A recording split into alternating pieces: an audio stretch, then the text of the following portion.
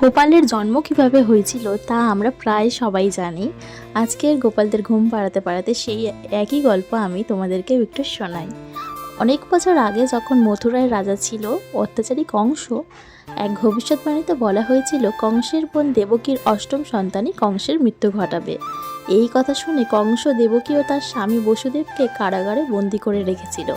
দেবকীর প্রথম 7টি সন্তান নানা ঘটনার মধ্য দিয়ে মারা যাচ্ছিল।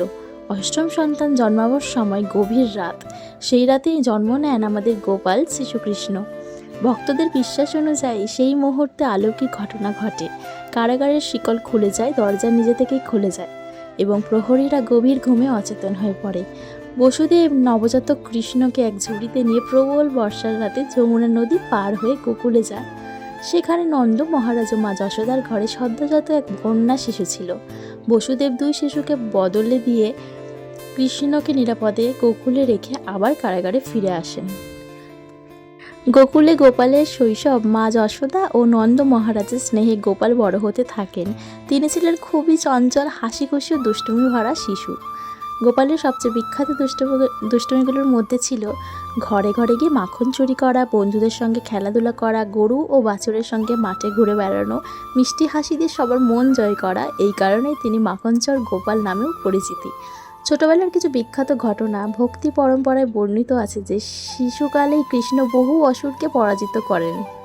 গোপালের শৈশবের কাহিনী ভক্তদের কাছে শুধু অলৌকিক ঘটনার গল্প নয়, এটি শেখায় ভালোবাসা ও ভক্তির মূল্য সবচেয়ে বড়। অন্যায়ের শেষ পর্যন্ত পরাজয় হয়। ঈশ্বরের প্রতি বিশ্বাস মানুষকে সাহস ও আশা দেয়। এই কারণেই আজও অসংখ্য ভক্ত গোপালকে নিজের ঘরে ছোট্ট শিশুর মতো স্নেহ করেন, তাকে নতুন পোশাক পরান, ভোগ নিবেদন করেন এবং ভালোবাসার সঙ্গে সেবা করেন।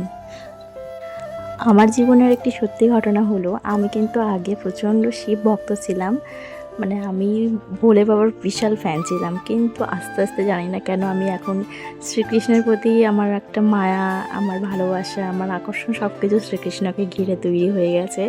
হয়তো শ্রীকৃষ্ণই আমার প্রতি কৃপা করেছে, সে কারণেই হয়তো আজ আমি কৃষ্ণ ভক্ত হতে পেরেছি। তো ভিডিওটা কেমন লাগলো অবশ্যই জানিও।